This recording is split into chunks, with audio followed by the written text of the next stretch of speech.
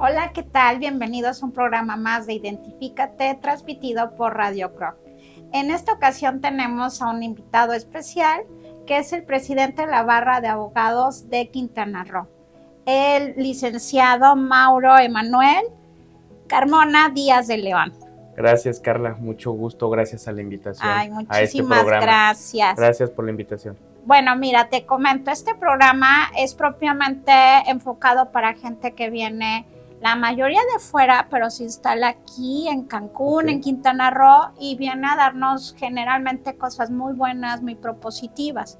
En este caso, ¿tú eres cancunense o vienes de otro lado? Y exactamente, ¿qué hace una barra de abogados? Mira, yo nací en Ciudad de México, pero a los 6 meses de nacido llego a Cancún, Quintana Roo a vivir. Entonces ya llevo 39 años viviendo en esta bella ciudad, en este bello estado. Me considero cancunense y la verdad es que pues me gusta mucho vivir aquí. Entonces conozco perfectamente la ciudad, nuestro estado. Y respecto a tu pregunta de qué hace una barra, pues mira, una barra es una unión de profesionistas, ¿no? Es una unión de profesionistas similar a un sindicato. El sindicato es la unión de trabajadores para el estudio y mejoramiento de sus intereses. De la misma forma, los abogados se colegian, es decir, se unen y se asocian para formar esta barra de abogados de Quintana Roo, colegio profesional, que es la palabra que debe llevar un colegio reconocido por la Ley de Profesiones de Quintana Roo. ¿Y cuál es el fin de la barra? Pues es el estudio y mejoramiento de nuestros intereses, la unión de fuerzas, de esfuerzos para pues, buscar nuestros objetivos. Nuestro objeto pues es difundir la cultura jurídica, apoyar a nuestros asociados, capacitarnos y adiestrarnos y tener pues obviamente una presencia en el estado de unidad como colegio profesional. Esa es la función de una barra, que es unir a sus asociados y apoyarse mutuamente para cumplir el objeto social de la barra. Mauro, ¿cómo podríamos, los ciudadanos que no estudiamos derecho o tenemos temas afines, cómo podemos identificar a un buen abogado? ¿Por el renombre de la firma a la que pertenece, por la escuela de la que egresó, por la manera en que habla? ¿Cómo es a simple vista un buen abogado? Mira, un buen abogado debe de tener un perfil ético y honesto, ¿no? Desafortunadamente hay mucha mala reputación con el gremio de abogados cuando se dedican, pues obviamente, a jugar o a lucrar con la necesidad de una persona. Muchos de los abogados a veces no tienen la capacidad especializada de ciertas materias, pero como egresas de la universidad como licenciado en Derecho en general, pues evidentemente tienes nociones de varias ramas del derecho. Sin embargo, el derecho es dinámico y es cambiante. Yo, por ejemplo, lo que estudié en la universidad en materia penal ya no es lo que se está aplicando actualmente. Hubo una reforma integral al sistema penal y ya no hay un ministerio público, por ejemplo, ahora es una fiscalía, ya no hay averiguaciones previas, ahora son carpetas de investigación. Entonces el sistema penal cambió.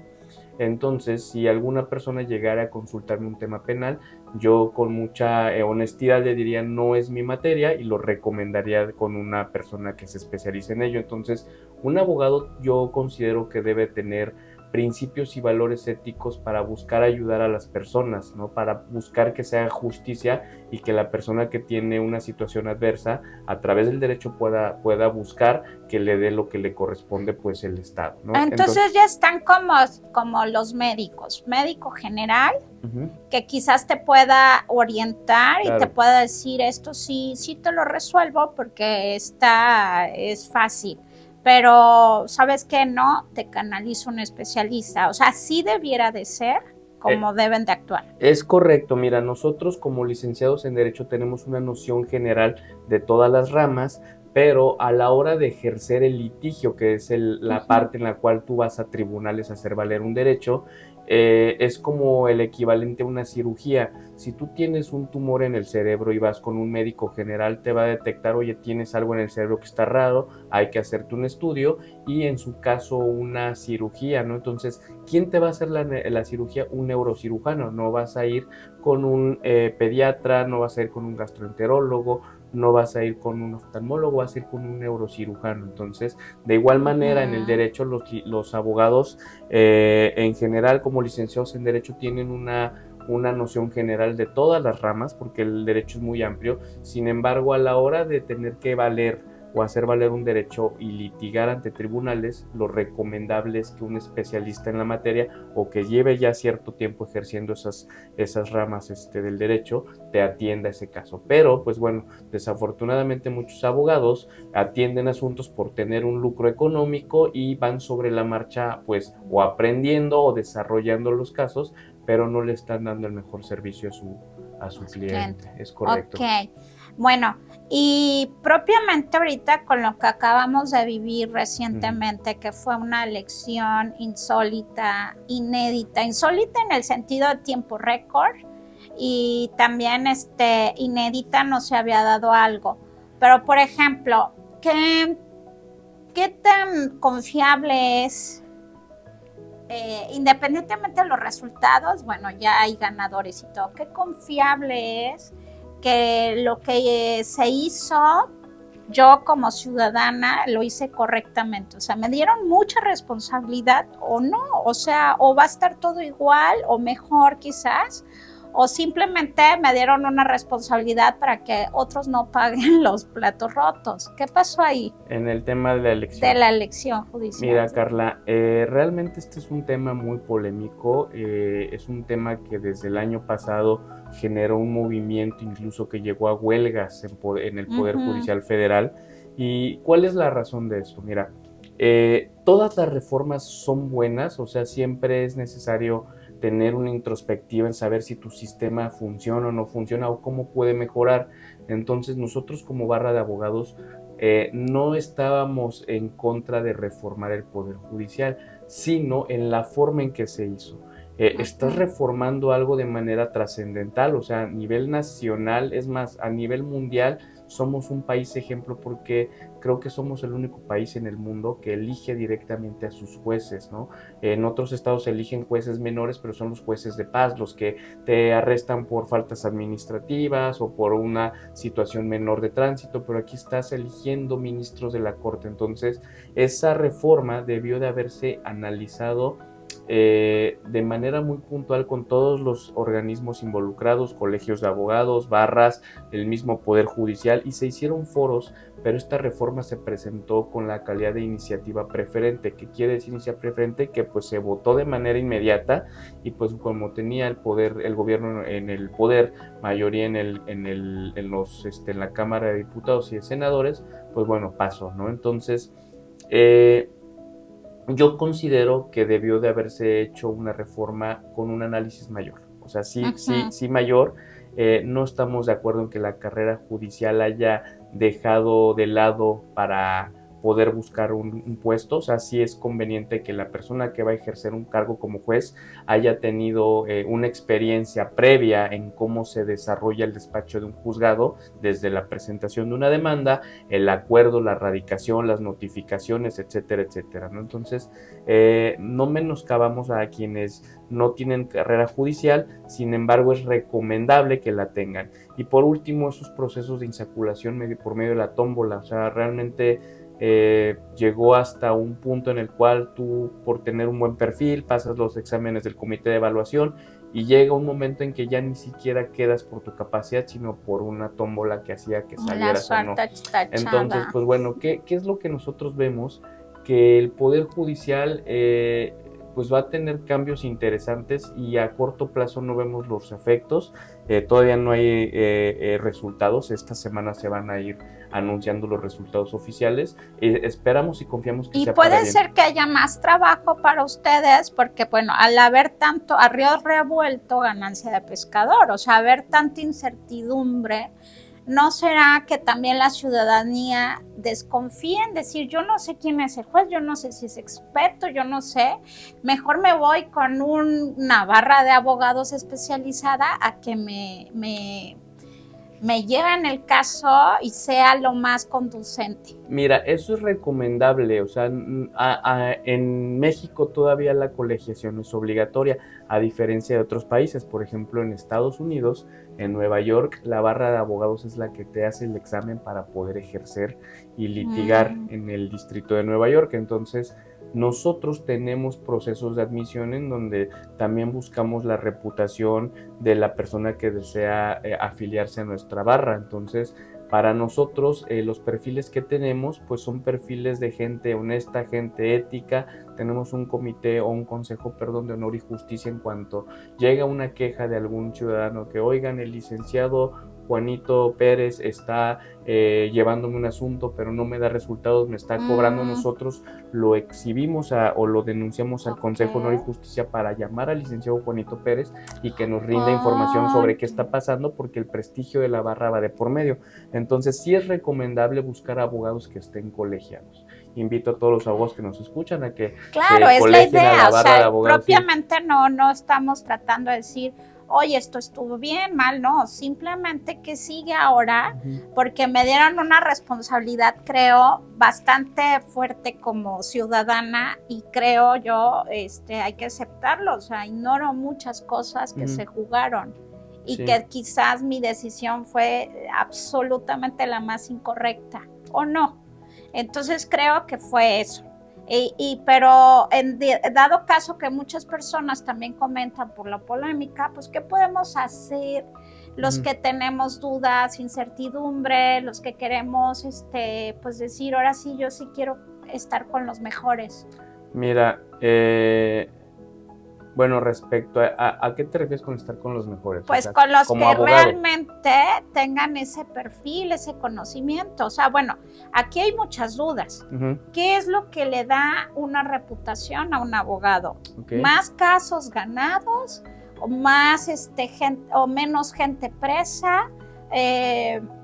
¿Más dinero ganado, más dinero cobrado? ¿Qué es la reputación de un abogado? Y puede ser ambos lados, ¿no? O sea, claro, mira, una reputación te la da, sí tienes razón, una parte de los resultados de éxito que ha tenido en sus casos, pero también cómo los tiene, ¿no? Porque hay abogados que tienen un litigio bastante limpio, en el cual pues hacen valer el derecho, promueven sus recursos en tiempo y forma, son estudiosos, y no nada más estudiosos del derecho nacional.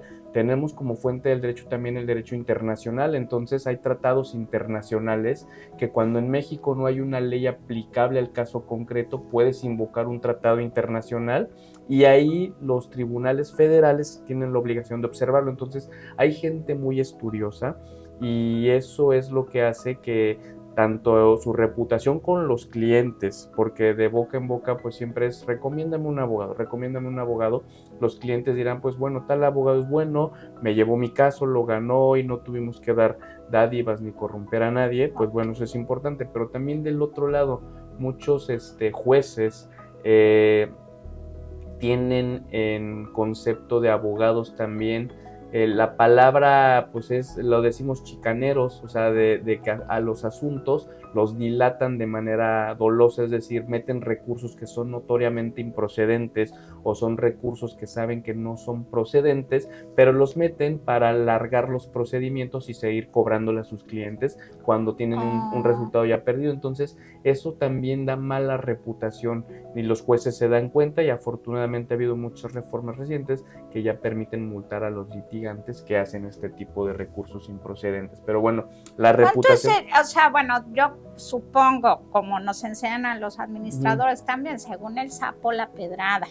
O sea, cuánto cobrar, cómo cobrar. Pero también cuánto es un límite excedente de un tiempo según los casos. O sea, o no lo hay, ese es el problema. Ese es el problema, que no tenemos un tiempo cierto para culminar un caso.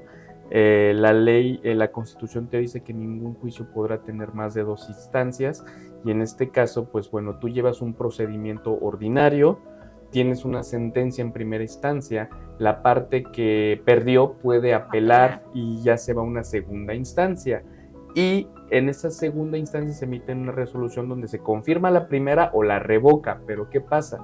Que si esta resolución es violatoria del debido proceso o de garantías individuales de la persona que llevó su proceso, todavía puedes ejercer un juicio de amparo, que es otra instancia superior a estas dos que un juez federal puede analizar pues tu expediente y ver si hay violaciones. Entonces, un juicio, o sea, y lo digo en broma, pero sí conozco gente que le pone su velita y su pastel a su expediente cuando cumplen 15 años. Ay, no. Sí, dice, hoy mi expediente cumple 15 años, sacan el expediente en la oficina y le cantan las mañanitas. Sí, porque realmente son procedimientos que dices, bueno, 15 años. Por eso, ¿será que la gente también, por eso nos hacemos apáticos, por eso nos hacemos, mejor no denuncio, mejor ya, hay que Dios haga justicia, o sea? Mira, sí, realmente hay una apatía de la gente cuando les dices todo lo que va a durar el proceso,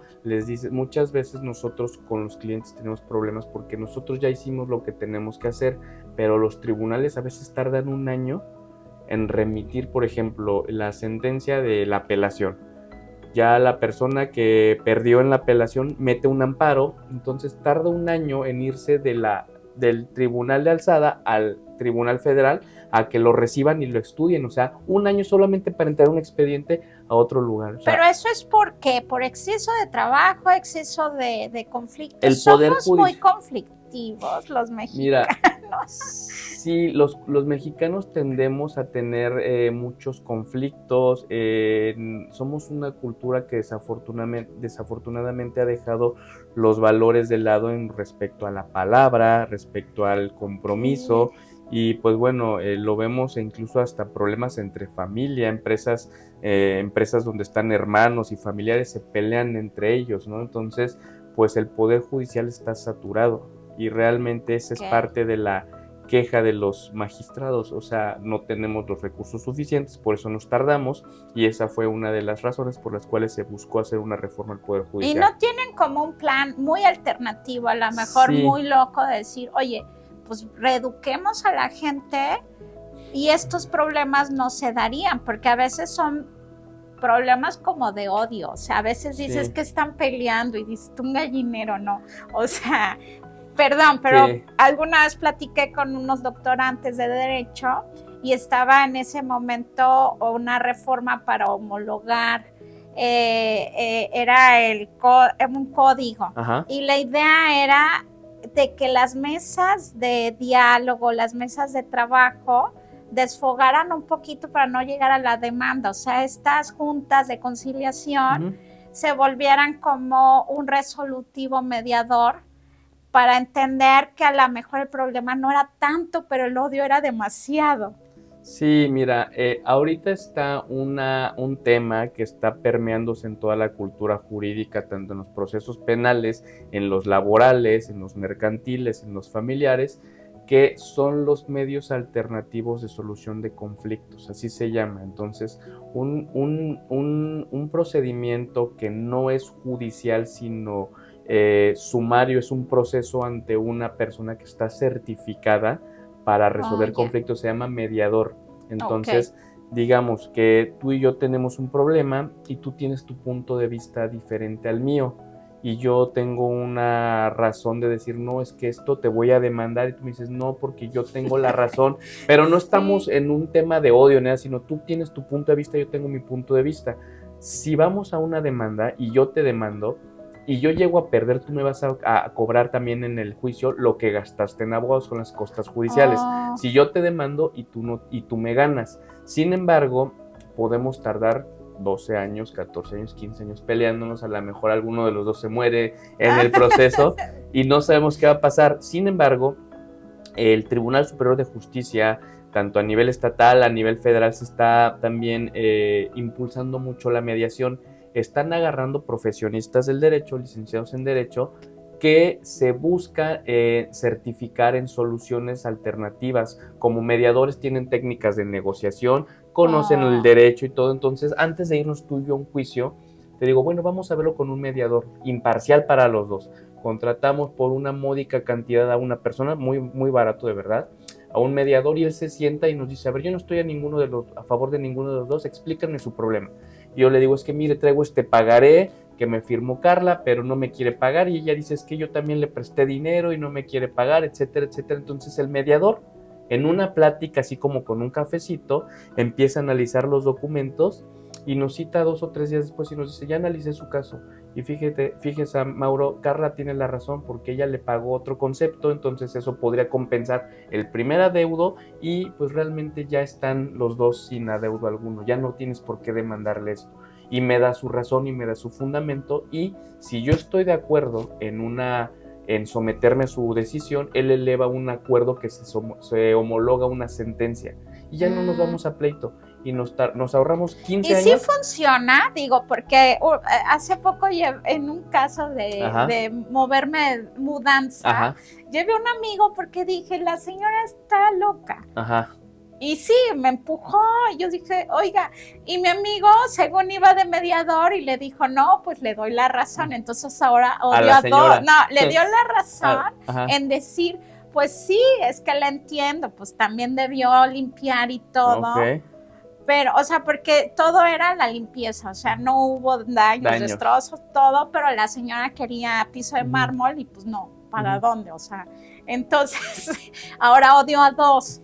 Entonces digo, no, o sea... A tu amigo y a la de la casa, ¿no? No, no es cierto, me ayudó Pepe Rueda, un periodista, pero la cosa es que entendimos que hay una frustración que no tenía nada que ver conmigo, o sea, pero la gente queda realmente en acuerdo o simplemente ya el papel dice uno, pues ya firmé, ya que, y hay que se resuelva, o el abogado mediador hace este trabajo de la razón al final, de decir, oye, porque yo siento que los mexicanos somos muy rencorosos, que nunca quedamos, o sea, no, ya lo metieron a la cárcel, no, que lo refundan. Claro. Y dices tú, o sea, ya está en la cárcel, pero no, que lo refundan. O sea, quiere decir que ni con la justicia estamos de acuerdo. Ajá. Mira, realmente el mediador emite una resolución que si están de acuerdo ambos en firmar se eleva a un tema de sentencia.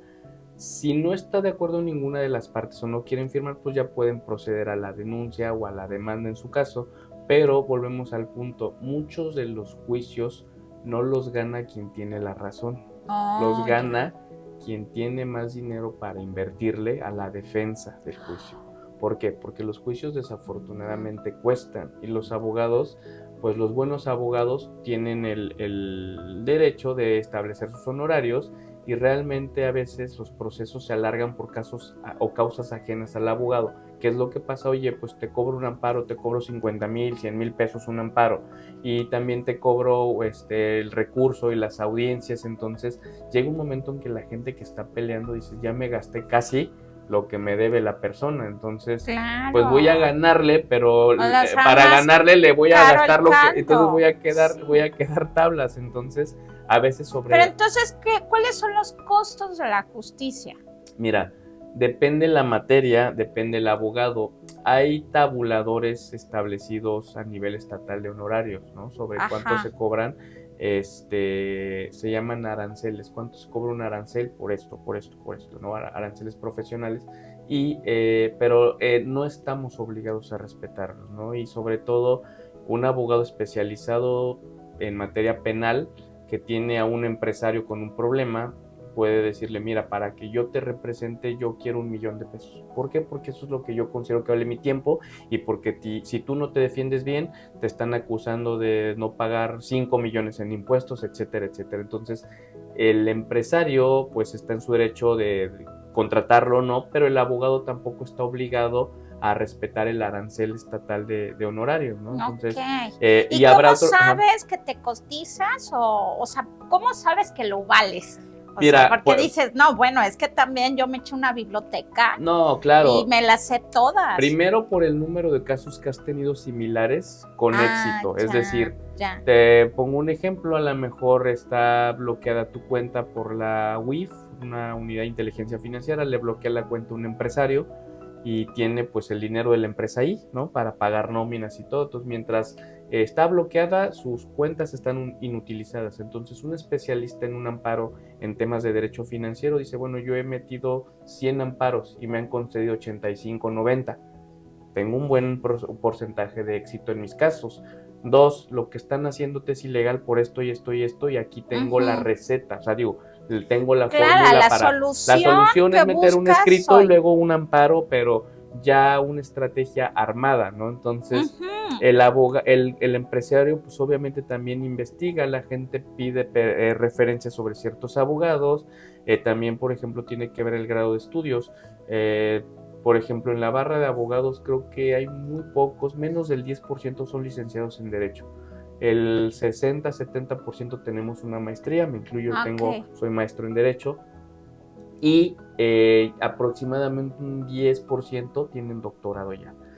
Tenemos abogados muy valiosos en la barra que tienen ya obras literarias escritas, son catedráticos, incluso ya tienen una visión del derecho más filosófica o más más hacia la docencia, ¿no? Porque ya pues han tenido una vida completa de litigio, ya fueron también magistrados, jueces, y llega un momento en que ya se dedican a escribir pues lo que piensan del derecho. Entonces pues esta gente vale mucho, ¿no? Porque pues tiene mucha experiencia en el tema y su reputación, si la llevaron bien la carrera, pues está intachada y por eso pueden pedir el honorario que consideran, digo, tomando en cuenta que tampoco pueden ser exorbitantes, ¿no? Y también hay una suerte principal, cada caso, cada juicio tiene un valor, o sea, no es lo mismo que tú lleves un juicio donde se está peleando un pagaré de 100,000 pesos a que lleves un juicio penal de una persona que está en riesgo su libertad y sus bienes, ¿no? O sea, obviamente la persona que está con un problema penal, pues tiene en riesgo su libertad y está dispuesto a pagar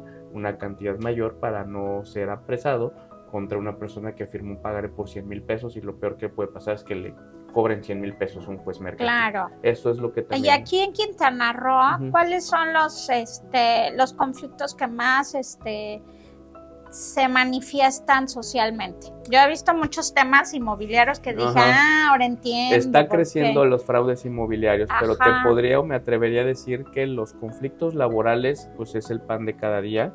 Tenemos una industria que predomina en Quintana Roo, que es la hotelería, y la hotelería pues tiene temporadas altas y temporadas bajas. Entonces, ¿qué es lo que pasa cuando un hotel está en temporada baja? Pues rescinde las relaciones laborales de muchos trabajadores, ¿no? Entonces la rotación es muy alta y pues generan despidos. El trabajador que se siente despedido pues puede acudir a un centro de conciliación a que lo asesoren y en su caso pues meter una demanda si no llegan a un arreglo, pero el índice de asuntos laborales es muy alto. De hecho en la barra tenemos muchos laboralistas, pero pues son los asuntos que suenan mucho, también los asuntos del orden familiar, pensiones alimenticias, custodias, porque todavía hasta hace unos años Cancún creo que era el primer lugar a nivel nacional en índice de divorcios. O sea, somos una ciudad donde te cae la voladora Maya. Sí, la gente llega a Cancún con pareja y se divorcia, ¿no? Entonces... Y a ver, desde ese punto de vista como abogado o también una parte psicólogo, ¿no? ¿Por qué? O sea, ¿qué pasa así desde el punto de vista de un abogado? ¿Cuál es el conflicto que argumentan que se vuelve como, o sea, hasta chiste o anécdota de Cancún, vienes casado, te divorcias? Pero ¿cuál es el motivo o factor que dices? Es que hay más, hay turismo, hay más gente, hay más que libertad o... Mira, yo considero que es un tema de adulterio, o sea, de infidelidad por respecto a la industria turística. O sea, no es lo mismo si una persona trabaja en una oficina con 20, 30 personas a que la gente trabaje en hoteles. En los hoteles se suelen relacionar con muchas personas y pues realmente ahí es donde se es dan... muy tentador. Pues considero yo que pudiera ser una causal el hecho de trabajar en fuentes de trabajo con miles de colaboradores, la gente se relaciona y lo mismo hombres como mujeres, ¿no? También una mujer... Pero no hay una política como, bueno, la lógica de todos, a donde compras el pan o compras la carne, o sea, a mí me educaron eso, o sea, no te involucras con personas de tu trabajo. O sea, pero también debe de haber una política de no relaciones entre compañeros, porque eso genera muchos conflictos. Estoy de acuerdo, pero todavía no está legislado en la Ley Federal del Trabajo esta prohibición. Estos son políticas de empresas socialmente responsables. Las empresas que tienen códigos de ética y códigos de conducta, por lo regular sí establecen de que se prohíben relaciones interpersonales entre compañeros de trabajo. ¿Por qué? Porque pues es evidente que si tú compartes la recepción de un hotel con una persona con la que tienes una relación personal, empiezan las distracciones, empiezan las escapadas a la hora de la comida, empiezan los errores operativos por estar noviando, etcétera, etcétera. Entonces, pues bueno, no es algo sano para la empresa, ¿no? No digo que esté mal, sino las empresas suelen tener estos códigos, pero no está todavía elevado a una obligación legal. Todavía no se puede sancionar a una persona por tener una relación interpersonal con otra en su mismo departamento o en su mismo trabajo. Pero bueno, volviendo a la pregunta inicial, creo yo que es algo que ocasiona mucho los divorcios, el tema pues de que conocen otras personas en sus fuentes de trabajo. ¿Y qué es lo que pasa? Pues que ya se generan conflictos del orden familiar, donde cuando hay menores, pues quién se va a quedar con la custodia, el régimen de convivencia, cuánto me vas a dar de pensión, etcétera, etcétera.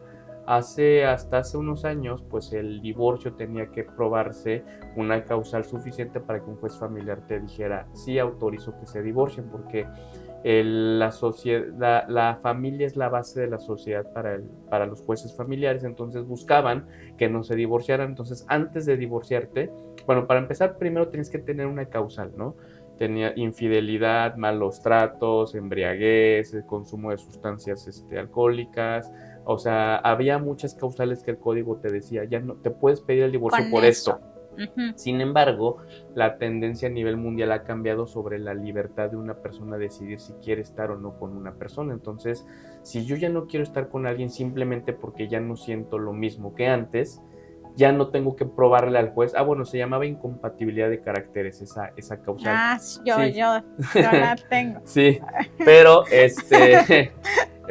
realmente eso ya cambió, porque ahorita está la figura del divorcio incausado. ¿Qué significa el divorcio incausado? Que le dices a un juez, ya no quiero estar con esta persona, juez, no me preguntes por qué. Es yo me lo anoto. Sí, claro, entonces, ¿qué es lo que decía un juez? Ya sé cómo. Cuando, sí, ya no tienes problemas, sobre todo antes la gente abusaba de que no te voy a dar el divorcio a menos que me des tanto dinero y te voy a hacer la vida imposible. Sí, entonces ahorita cuando tú le dices a un juez, ya no quiero estar casado con una persona, los invita, si tiene 2 juntas de avenio o de aveniencia. ¿Qué significa esto? Que les dice antes de divorciarse, están seguros, lo que van a hacer es un paso importante en su vida, véanse, son irreconciliables las diferencias que tienen, de verdad están seguros que quieren divorciarse. Entonces, si vas 2 veces y las 2 veces dicen sí, ya el juez te divorcia. Ya nada más lo que queda sujeto a un litigio o un conflicto legal, pues es pensión, quién va a tener la custodia, quién va a pasar Navidad con él, cumpleaños, año nuevo, etcétera, etcétera, vacaciones.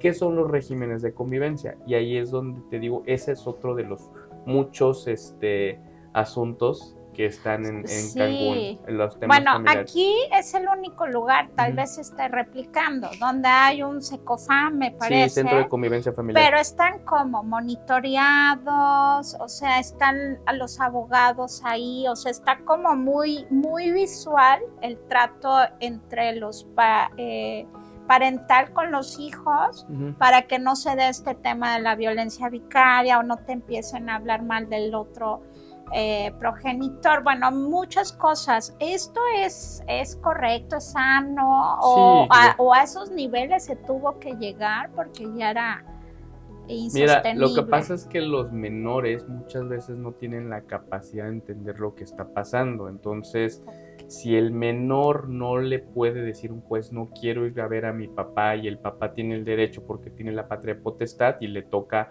estar con él, tú no le puedes negar al papá estar con el hijo, pero el hijo a lo mejor no entiende la dimensión de que no está en un entorno social sano. Muchas veces los jueces familiares ordenan las convivencias en el SECOFAM porque los padres tienen tendencias a consumir estupefacientes y drogas, entonces prefieren que en lugar de que el padre se lo lleve a su casa y no sepas en qué régimen, en qué riesgo esté, si esté con otras personas, si haya consumo de bebidas prohibidas o estupefacientes, pues mejor en un lugar vigilado por la autoridad. Sí, es un lugar bastante acondicionado para que los niños se sientan en un entorno sano y sí tiene vigilancia de los jueces. Entonces, sí, alguna vez llegué a pasar y bueno, como prensa pues siempre a la oreja, ¿no? Y decía, ay, es que fue bien triste porque yo tuve que pasar con el pastel, pero nadie lo quería partir. O sea, dije, no, en serio, o sea, bueno, a esos niveles hemos llegado, pero es solamente Quintana Roo, o es esa misma ley de que ahora divorciarse es tan fácil que unas personas dicen, ¿para qué me caso? Y dos,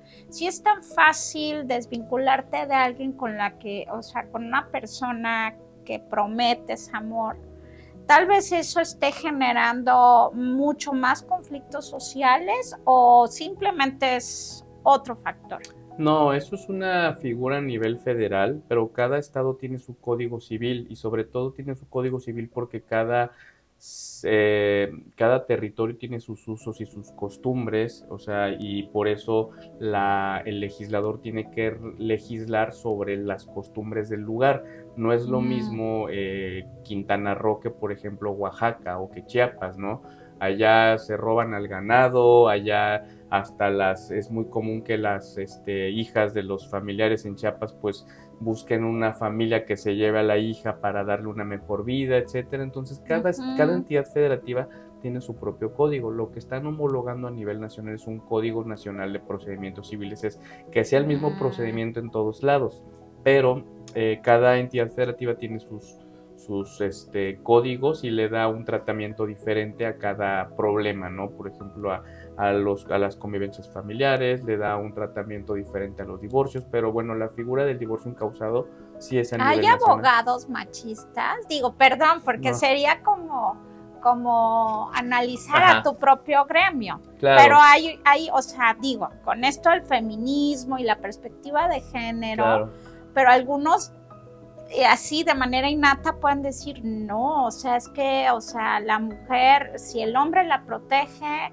o cosas así, o se están reeducando, ¿qué está pasando en ese aspecto? Mira, sí, definitivamente hay abogados machistas, son abogados de la vieja escuela, abogados ya que tienen otra ideología porque pues crecieron en otros tiempos, estudiaron en otros tiempos y pues bueno, el derecho es dinámico, es una de las características del derecho. Cuando tú estás estudiando introducción al estudio del derecho en la escuela, te dicen que el derecho tiene características y una de ellas es que es dinámico, que tiene que ir cambiando según los tiempos, ¿no? O sea, ahorita ya en muchos estados es permitido casarse entre personas del mismo sexo, cosa que antes estaba prohibidísima. Entonces, ¿qué es lo que pasó? Que los colectivos de grupos que tienen o defienden ciertas ideologías, pues han estado luchando por sus intereses y han logrado cambios en la legislación. Entonces, sí hay abogados que tienen todavía una forma de pensar a la antigua, diría yo. O sea, sí, no, ya divorciada, agarren a pedradas, o sea, sí, o sea, sí. No, eso o sea, ya es algo... es la ley de Moisés, ¿no? Pero bueno, porque fueron muy quizás del librito. ¿Y qué pasa con estos abogados que dices, son abogados de libro, o sea, son súper cultos, pero no han salido, o sea, tienen que salir y ver cómo está, o sea, sí. Mira, estoy bien sí, estás bien, no, estás bien, pero yo lo vería más con el tema de la actualización constante del cambio de leyes, porque por ejemplo, pues sí, ahorita es inconcebible que haya un abogado que no sepa que ya hay divorcios incausados, ¿no? O sea, todos los abogados que litigan derecho familiar pues deben saber que ya no tienes que invocar una causal, ¿no? Pero, por ejemplo, yo me iría más al tema del uso de tecnologías, o sea, Antes los abogados de la vieja guardia eran de que no me pases llamadas, y se encerraba en su oficina y te ponía a redactar un amparo. Muchas veces no lo redactaban ellos, tenían a su secretaria y ellos se inspiraban y empezaban a dictar, ¿no? Empezaban a dictar un amparo porque se concentraban. Ahorita tenemos tecnologías como la inteligencia artificial que te ayuda ya a redactar algunos recursos, algunos escritos.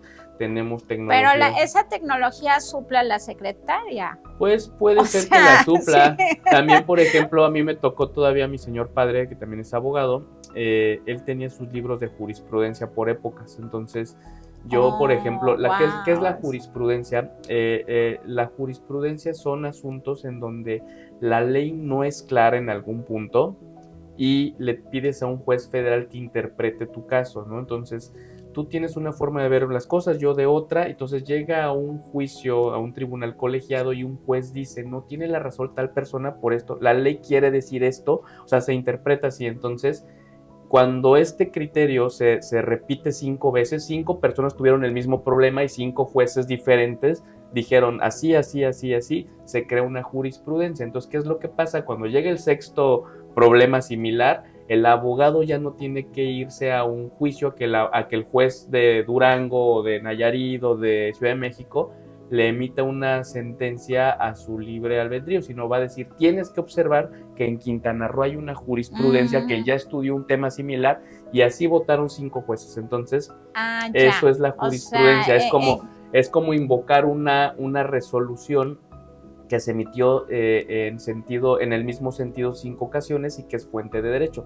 Pero entonces, o sea, la coincidencia en el pensamiento es lo que prevalece. Ajá, no sí, que tengan la razón, pero todos coinciden. Coinciden en que así se debe interpretar la ley. Pero ¿qué es lo que pasa? Antes, todas esas jurisprudencias las hacían en libros. Entonces, tú, para buscar una jurisprudencia, te tienes que agarrar 10 tomos y empezar a buscar dónde estaba y a redactarlo y a copiarlo. Ahorita pues ya tenemos en internet la base de datos, solo copiamos y pegamos y punto, ¿no? Entonces, todo eso ha ido avanzando. Por eso pues los abogados tienen que ir adaptándose a los cambios para poder pues estar al día con los problemas que ¿Crees que llegue un momento en que un juez debata con una inteligencia artificial y que sea al final una inteligencia artificial la que emita un juicio? Mira, eso es peligroso, es un riesgo, pero hay gente que le cree más al algoritmo de Facebook que a lo que le puedan decir los propios amigos. Mira, la inteligencia artificial sí puede ayudar mucho al derecho, pero este tema ya lo hemos discutido en la barra de abogados con algunos especialistas en la inteligencia artificial aplicada al derecho, y hemos coincidido, yo soy también partícipe de ello, en que la inteligencia artificial no puede percibir el lado humano del problema, ¿no? Muchas veces existe, por ejemplo, regresemos al caso familiar, ¿no? Está una mamá, un papá y un niño, se están peleando la custodia del niño, ¿no? Entonces, si la mamá la pide por alguna razón, pero el papá llega y le dice, es que mire, la señora no debe tenerlo por esta y esta y esta razón, y el juez lo escucha, el juez también está percibiendo una persona que está hablándole con un sentimiento, con una preocupación.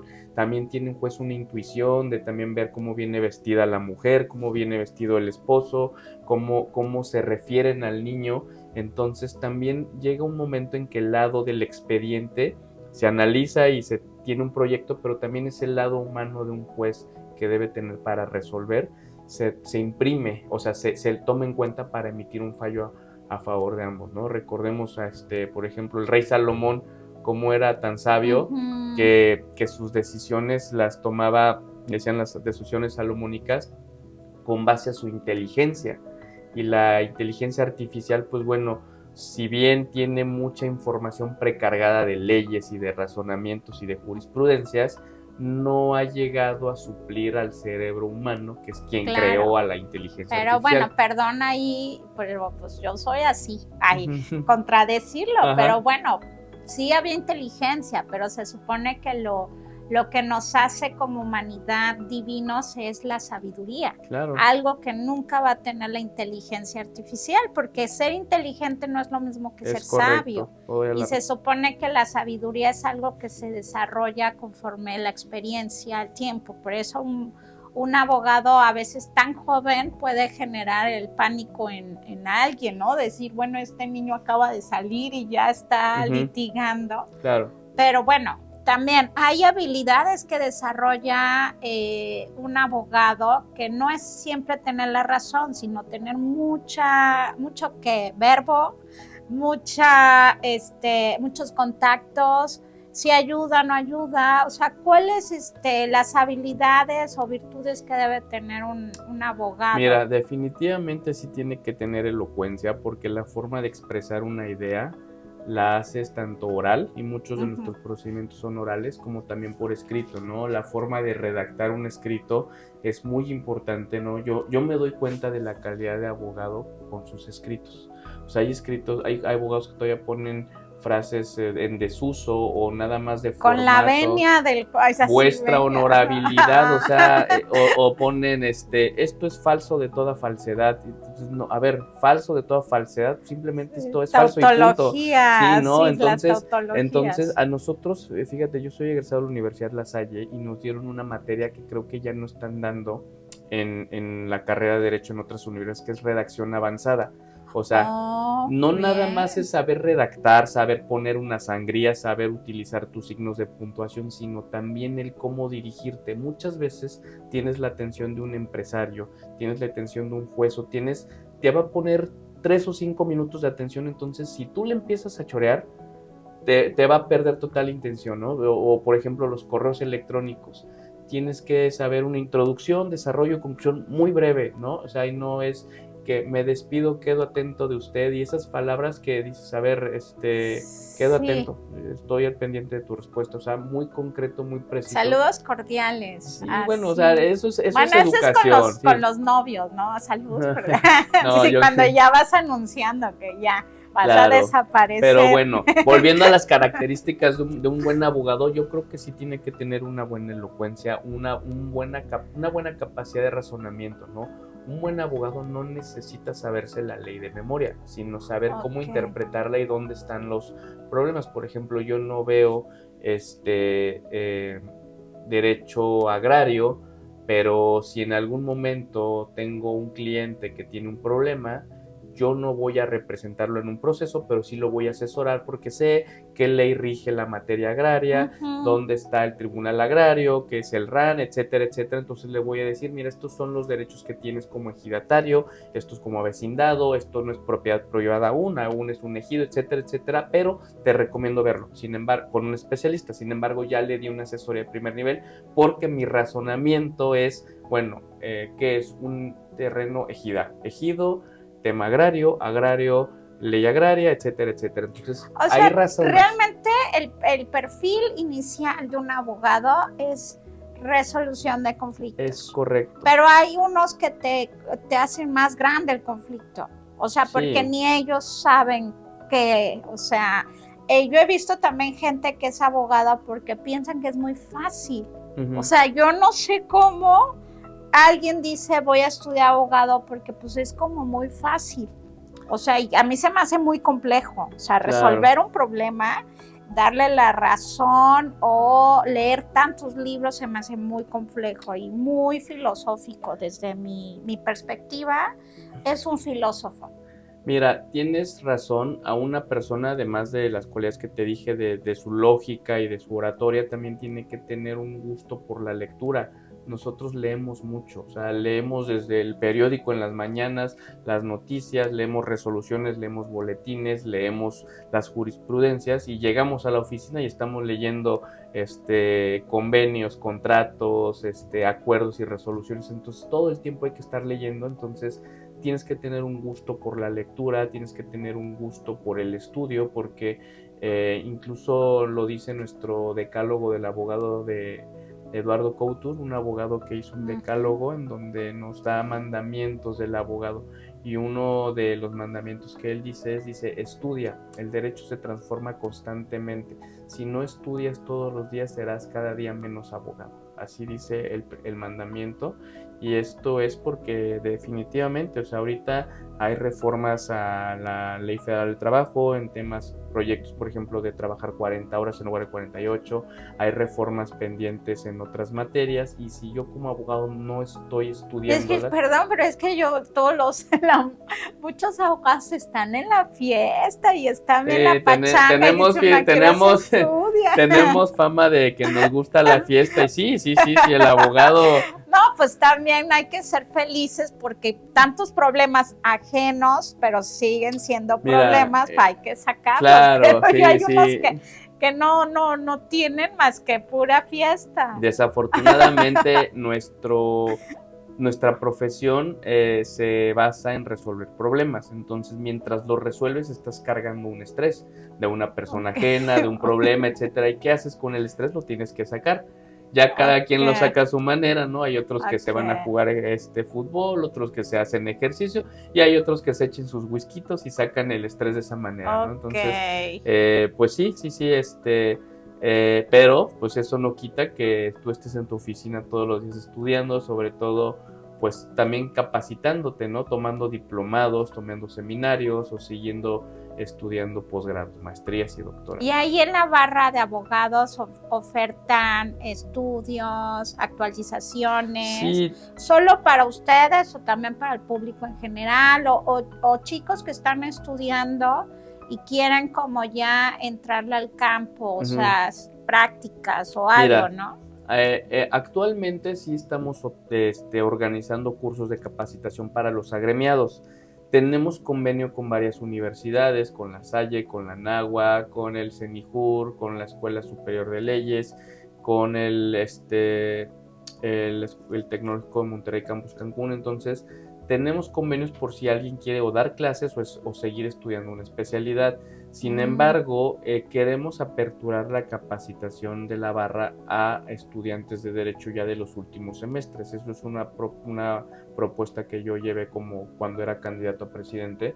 Estoy buscando que jóvenes que están en los últimos semestres de la carrera puedan afiliarse a la barra como pasantes. Así nada más no van a tener la calidad de abogado asociado a la barra, pero sí de pasante de la barra de abogado. Entonces, que puede intercambiar sus servicios a lo mejor, porque también tenemos dentro de la barra un proyecto de pro bono. Cuando tenemos gente de escasos recursos que nos busca y que nos pide asesoría para llevar un proceso y que no tiene dinero para pagarlo, los abogados de la barra están obligados a llevar cuando menos un asunto al año sin cobrarle a la gente. Entonces, ¿qué pasa? Pues los abogados a veces andamos un poquito ocupados, sabemos lo que hay que hacer y ya los estudiantes podrían sumarse a aprender, o sea, realmente a elaborar el proyecto de demanda, de denuncia, lo revisa el abogado titular y dice, adelante, ve y preséntalo, y podemos utilizar a esos estudiantes que están necesitados o ávidos de trabajo, de problemas, de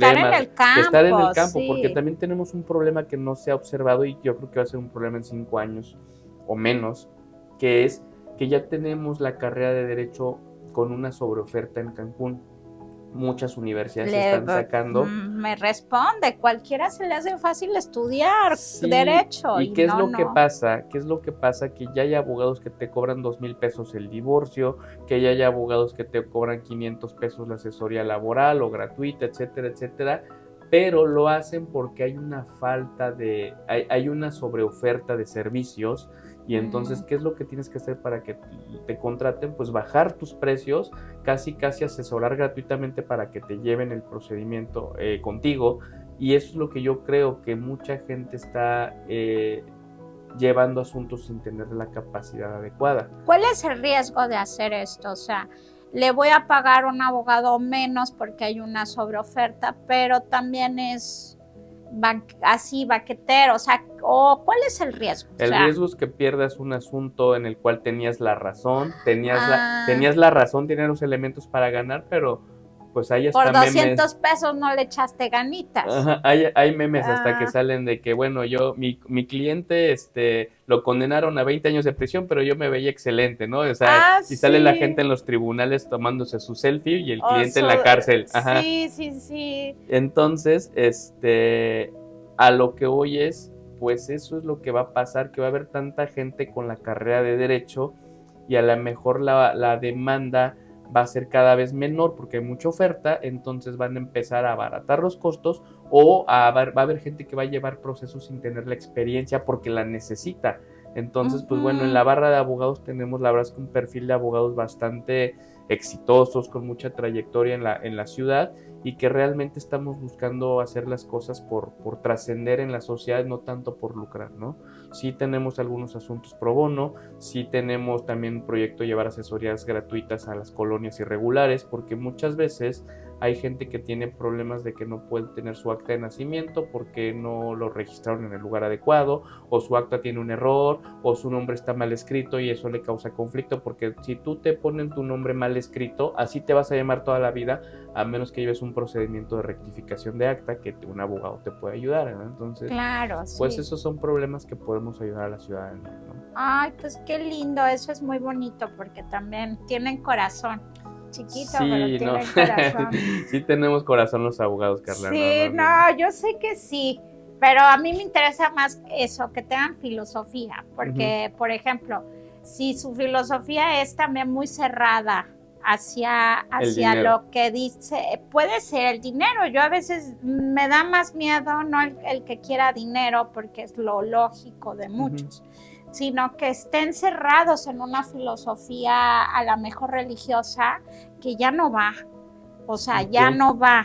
Y con lo que estamos viviendo ahora de tener un control natal, o sea, algo que ponga un freno, pero hay algunos que dicen, no, pues los que Dios te dé.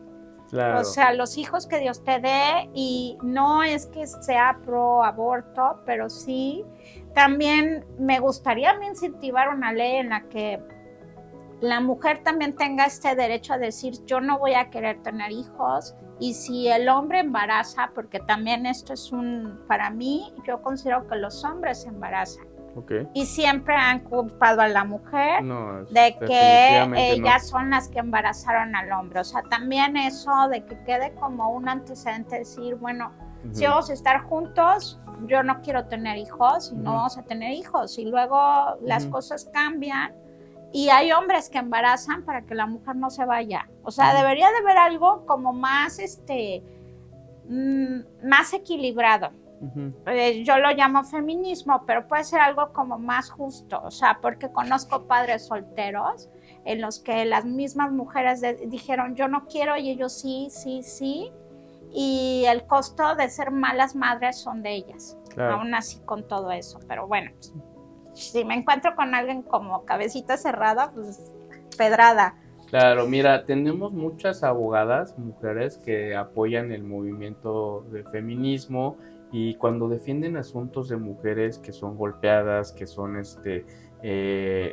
lesionadas, tentativas de feminicidio, lo defienden con tanto fervor y hacen suyo el problema porque apoyan una causa, ¿no? Entonces, nosotros no estamos en contra de... Okay. Sí, o sea, lo defienden o sea, no lo ven incluso con tema de dinero y de lucro, sino, hermana, yo te apoyo, yo voy a ayudarte a que se haga justicia, ¿no? Porque, pues bueno, además de que los abogados buscamos como ideal la justicia, también si eres parte de algún movimiento como el LGBT, pues también puedes, cuando tienes un asunto en donde está vulnerando un derecho de un sector, además de hacer valer la ley, también entiendes el movimiento o el sentir de esa persona que tiene el problema y defiendes la causa. Pero ¿dónde también está también esa rayita de decir, oye, te dicen los cuates, oye, ya estás pasando la rayita del ser abogado y ya eres parte del problema? ¿Sí ha sucedido eso?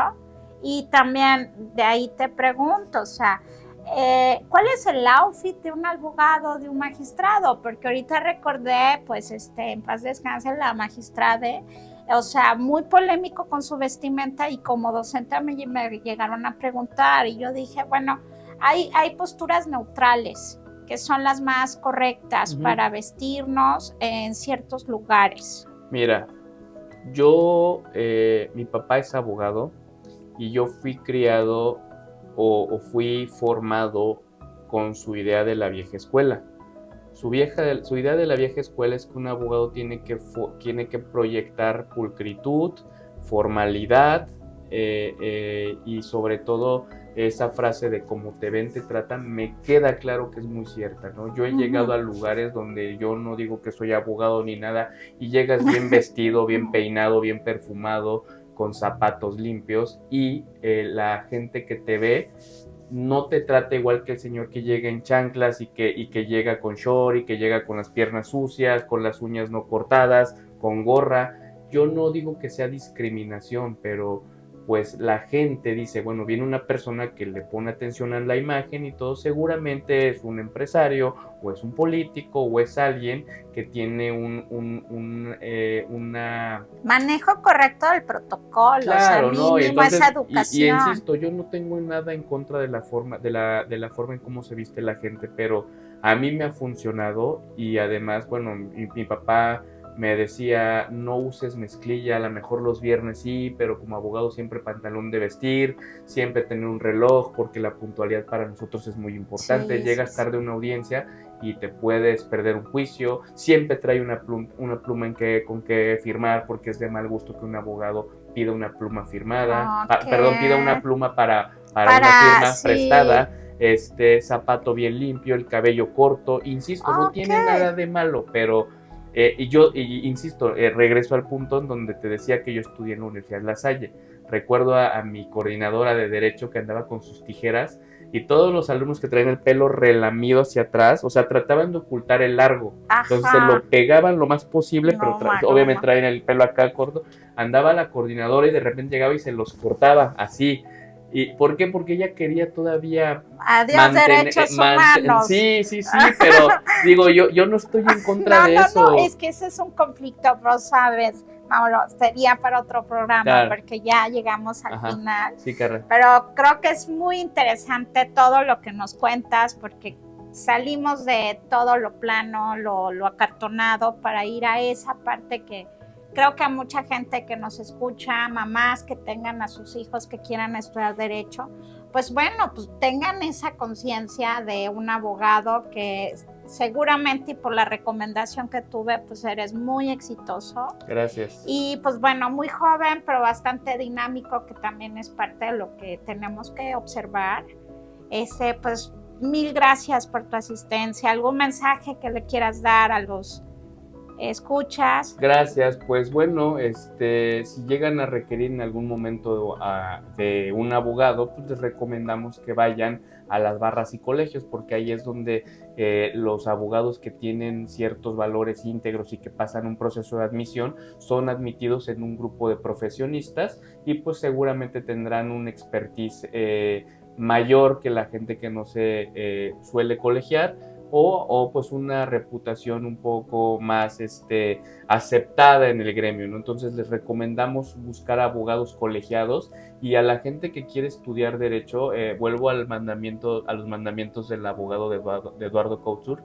Hay uno de ellos que dice: ama a tu profesión, y dice el mandamiento: si algún día tu hijo te pide un consejo sobre su vida, considera un honor proponerle que sea abogado. Entonces realmente es una profesión muy bonita, porque buscamos hacer valer la justicia, no el derecho. Muchas veces las leyes no son justas, y cuando una ley no es justa, lo que debes buscar es por la justicia. ¿Qué es la justicia?